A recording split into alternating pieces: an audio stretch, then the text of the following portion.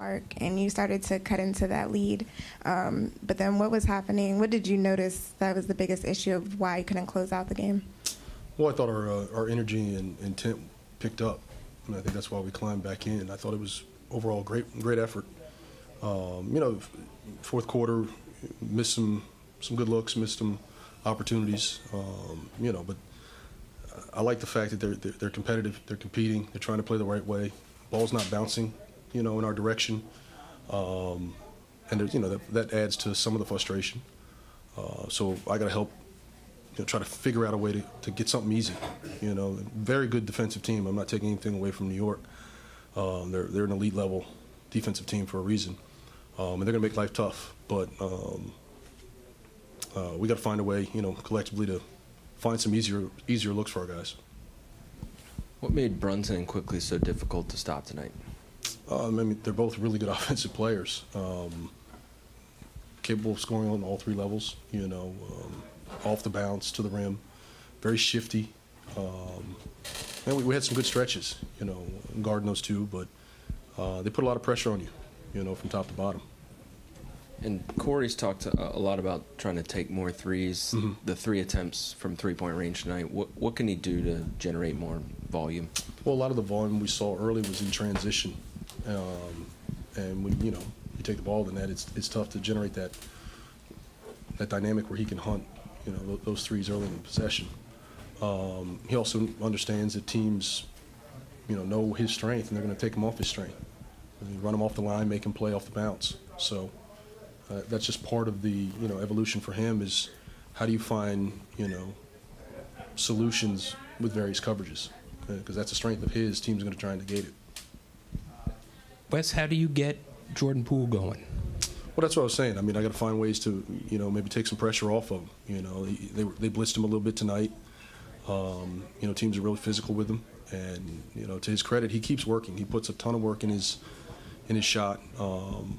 So I think it's just a matter of time before it breaks, and he hasn't seen the result thus far, and that's where we as a group have to find ways to make it easy for him. What's your sense in terms of how he's dealing with not playing up to what he wants to play in terms of frustration level, I'm sure he's frustrated. level? Who wouldn't be? But that's probably a question for him. You could see it. You could see it because he wants it so bad. He cares, and he, like I said, he puts in the more than enough time. To his credit, you want to feel that what you're doing is going to get the payoff. Coach, even though it wasn't enough for a complete comeback effort, did you like the fight from the team in the second half, especially in the third quarter? Yeah, that was great, and I think that's something we can kind of lean in on. We give ourselves a chance, compete and fight that way every night for as close to 48 as possible. We'll find ourselves, in pretty good position to, be in the game toward the end. Whether we make shots or not, I thought defense picked up, the intensity picked up. I thought our bench was great. Even down 20. Kuz was vocal. He was talking to the guys. He's encouraging the guys. That's a positive sign, and you can still kind of feel that these guys they pour into each other. So, no, it's not fun to be where we are, but to their credit, they're going to keep fighting. And I know that Deni had 4 fouls there late. Was there a deeper reason why he stayed on the bench there towards the end of the game? No, just that group we had, and then once the game got out of hand, no sense in bringing it back. Okay, so first off, I just want to say good evening, Coach. And obviously this was a tough loss, but I have to say that this team fought very valiantly almost from start to finish, although there were a lot of points, obviously, where there were struggles. So, of course, I did notice that there were periods in which the team was clicking, especially after the timeout. So I just wanted to know, what do you think happened in that huddle that kind of snapped the team out of the slump, so to speak, for those periods? Well, I think some of it is, they rally around each other. In certain individual struggles, there's team struggles. And how do you kind of work through it? You can feel sorry for yourself. You can, say, well, this is not my night, or, let's find a way to dig ourselves out. That was the mindset the whole game, so we didn't make shots. You're frustrated maybe with some non-calls. That's going to happen. Right. But, I didn't feel that the group got down on itself. So they were trying to uplift Jordan, a tough night from the field, and keep pushing. So to their credit, that's what really turned. And if I may, I also wanted to ask, how much do you think the struggles with the offense in the paint had? How much weight do you think that had on the team's struggles tonight? Well, like I said, credit to New York, the elite level overall defensive team. They're top in the league as far as protecting their paint. So they do a terrific job of, making sure you value each possession, because they're not going to give you second chance points. They're going to force you into some turnovers, and they're not going to give you anything easy. So that combination, of course, puts a lot of stress on every single possession. You have the ball. So, it's just one of those nights where we did some good things, against a really good team, but I like the spirit and the fight of the group. All right, thank you so much, Coach. Sure. Absolutely. Specifically in the fourth quarter when you guys went, 7 minutes without a bucket, what do you think you guys were struggling in there? Well, some of it was you missed decent looks. I think we got a little sideways with some maybe non-calls. But we have to continue to play with the tempo. And, it takes a lot of starch out of you. You're playing a very physical team, very aggressive team. To play at that tempo late in the fourth quarter, I think that's something we can kind of look at. But the sooner we can initiate the offense, I think the better. If we're slowing down a bit, that's probably not going to be good for us. You had Deni bring the ball up, initiate offense a lot. I guess just what are you looking at when you don't necessarily have a traditional point guard ball handler out there? Well, he's shown the ability to initiate offense and get us organized. Plus, he's big enough to handle in pick and rolls, see over the top of the defense. We put the ball in Bilal's hands, and I thought that was a good stretch for us as well. Credit to him. Playing the small pick and rolls, getting downhill, getting to the rim. That's a bright spot for him to continue to add a little bit more of the playmaking, ball handling duties as we go. Wes, speaking of Bilal, you mentioned it pretty much, but in terms of his read off the dribble handoff, how he would either go downhill or find a shooter in the corner. Can you talk about his growth and just his knowledge in terms of when to pick being aggressive and pick passing the ball? Yeah, I think that's something we've talked about for him from day one, is just we need you to play downhill. I have full faith that he's going to make the right read once he gets down and finds the advantage. But that mindset, where the teams go under, they try to bottle him up, I think he's got the ability to, put pressure on the paint for us. And that's going to open up threes. It's going to get into the free throw line. It's going to open up cutting, drop-offs to our bigs. So, I think as we add, to test him and see where he's at, I think it's great to see him take on more and more of that responsibility. Tyus, from your perspective, what went wrong down the stretch in the fourth quarter? Just a couple, tough offensive possessions. And then defensively, found ourselves out of position a couple times. And that's a playoff team, and they'll make you pay for it. And, yeah, that's what they did tonight. They executed down the stretch. You just got to tip your cap to them. When two teams that have different styles like that, like you guys are first in pace, they were 29th in pace coming into the game tonight. Right. When two teams like that go head-to-head, can you feel the contrast of styles on the court? A little bit, but they've also been playing a little faster lately, getting up more threes lately. So you could also kind of tell their attention to detail on that front. But, yeah, they want to slow you down, play physical basketball, especially on the defensive end of the floor. They want to play physical, hard nose, pack the paint, kind of wear you down throughout the night, throughout the game, and that's what they did, and we just got to learn from it. All right, so first off, I just want to say hello, and obviously, again, like I've said to Coach, it's always difficult to lose a game in the National Basketball Association. No game comes easy. I think the word's thrown around too often, but I would say, what in particular would you say was your greatest difficulty now? I'd say, in particular, with games of a slower pace, like he mentioned. Mm-hmm. I know this team's number one in the NBA with terms of faster pace, but when you're taking out of that proverbial element, if anything, what do you think works best in those situations? Yeah, it becomes, it's obviously less possessions, so less room for error on both ends of the floor, and just got to execute better. That's what it comes down to, maximizing our offensive possessions, making sure we're getting quality looks, not turning the ball over, things like that. And then defensively, trying to limit their, limit their easy looks, and then, continue to fight on the boards, try to eliminate offensive rebounds and giving them second chance points. All right, thank you so much. Yep, appreciate you. Hey, Tyus.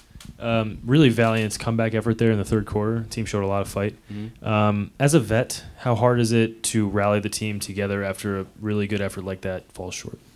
Right now we're sticking with it. We're staying together. It's a long season. It's all a process. It's about getting better, though, improving, learning. And that's just what we're trying to do right now. I think there's a lot of takeaways from that third quarter. Even like to close the half, honestly, the first half, we got a little bit of life. We saw kind of a recipe for success there, and we carried that over out of halftime into the third quarter, and that's growth for us. We've had a tough times in the third quarter this year has been kind of our, a point in the games where, we kind of, it gets away from us. So continue to focus on that, continue to stay locked in there mentally, and just find things to take away from it that we can learn from, and then continue to watch film and grow in our areas of improvement and recognizing those as well. But guys are locked in. Guys are staying together. Guys' spirits are in a good spot. Losing's tough. Losing takes a toll on you. I know for myself, like you said, as a vet on this team, I'm trying to just stay in guys' ear, continue to talk, continue to keep spirits in a good spot, because it's a long season. There's ups and downs to every season, and we're a young team. We're new. Got a lot of new faces.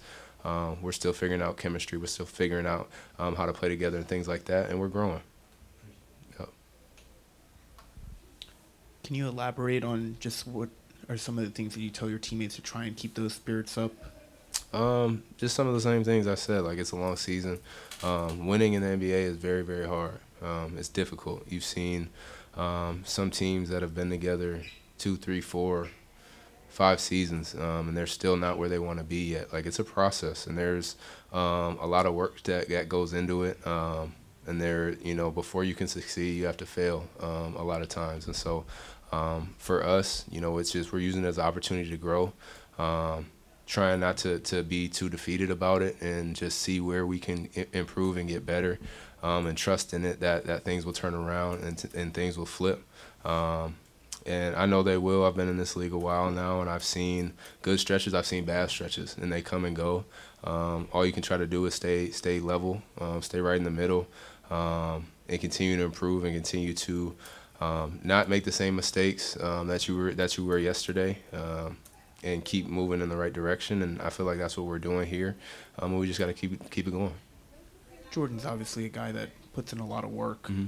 Just what do you guys do as a team to try and just encourage him that the dam will break at some point? Yeah, we're just talking to him, uplifting him, trying to keep his spirits up. He cares a lot, and you can see that. And again, he works. He puts the work in.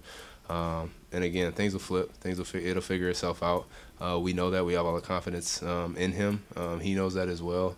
And he just got to stick with it. I think he's probably putting a little too much pressure on himself. But that it comes from a place of care, and wanting to be great, and wanting to succeed, and wanting to play well for not only himself, but for his teammates, for the city, for the organization. So it'll work itself out. He'll be good, and it's a part of basketball, man. Tomorrow you have the Thankful Meals, Mm-hmm. Thankful Meals event tomorrow. That you'll be in the DC community giving back. I mean, what are you looking forward to for tomorrow's event? Yeah, just getting out into the community. For me, I'm new to the city, so it's a chance to get back into the community, get acclimated a little bit, interact, with some locals, and I'm excited about that. And the holidays are the best time of the year. And so just trying to do anything I can to put a smile on somebody's face, interact with them, because you never know what can make somebody's day, what can make their week or year or anything like that. You never know what people are going through. And for me, again, like I said, it's a chance to get out into the city and interact with the community. I'm really looking forward to that. Tyus, real quick, did their defensive physicality hinder you all from getting into your offensive sets? A little bit, and like I said, they're a really good half-court defensive team. That's kind of what they hang their hat on. And again, they're a playoff team. They've done it for a few years now. They know their system, they know their schemes, they know that physicality, they know when to raise the level of intensity. So that's something we can learn from. It's all good for us. You know, it's something that we can grow, areas of growth for us, and we'll do that. We'll continue to study the film. We'll continue to stay in the lab and keep working and realizing, you know, that, you know, we got you know, to improve, and we have to continue to trust in that work. But we'll get there. How did the Knicks hold you guys to no baskets for that 7-minute stretch? I don't know. I can't really remember. I just remember a lot of. Well, I can't mention the reason why, but I don't want to get fined. Obviously, we tried to play aggressive, didn't go our way. We missed a couple open shots, couple open baskets, but the effort was there. And I think that's the most important key, because in the end of the day, like the percentages, they balance out. We just got to keep shooting open shots, keep moving the ball, and I really believe that we can be way better than what we are showing right now.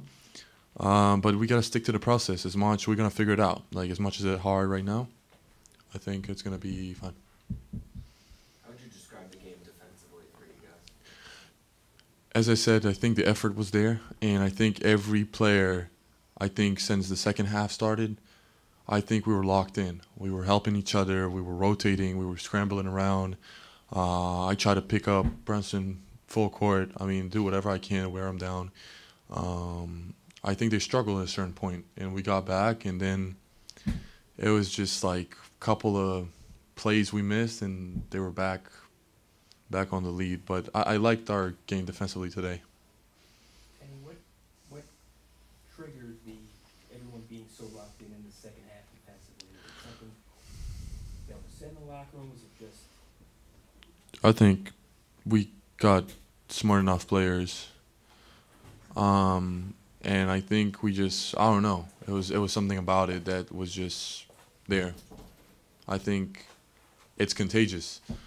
I don't know who started it, but like, I mean, when everybody sees, you know, especially me pressing full court and like being really tight on Brunson, everybody's like picking up because it's really contagious. Talk about the process. It's just, how is that being reiterated time and time again to not, you know, let a losing streak impact you guys?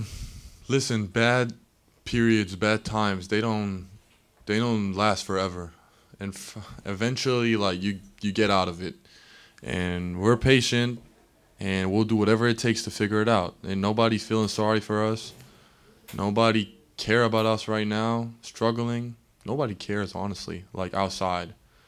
We gotta be better. We gotta figure it out. We gotta be in the gym. We gotta work out and understand what our roles are, and really, like, play hard, because we're not as talented as some NBA teams, and we gotta give something. So, I mean, we got, this is a long season, so I'm not stressing right now. Yeah, obviously we want to be in a different place, but honestly, like, we're patient and we're trusting the process. Deni, how do you have to adjust mentally and physically when you go from picking up full court on Brunson, like you said, and then sometimes when Brunson's off the court? I noticed you regarding Julius Randle. It seems like those are two pretty polar opposite players in terms of style. And so how do you adjust both physically and mentally, knowing that you have to guard those two contrasting styles? My mental mind always stays the same when I play defense. I just compete. I think when I have different players, I feel like it's just more like scouting. Like, I know the players, I know what their tendencies are. When you think about it, they're pretty similar. Like Randall's a little bigger, but like both using a lot of fakes, sweep throughs, pivots in the paint. I mean, they're pretty similar players. But definitely like scouting and knowing my job and just competing. I mean, I'm defending. It's more the heart than anything. You obviously worked on your shot a lot this offseason, but is it just gratifying that it is translating to games now? Knock on wood, yeah, I think so. I think I'm just shooting more confident. And I stopped like counting. I say like I'm shooting to shoot, not to.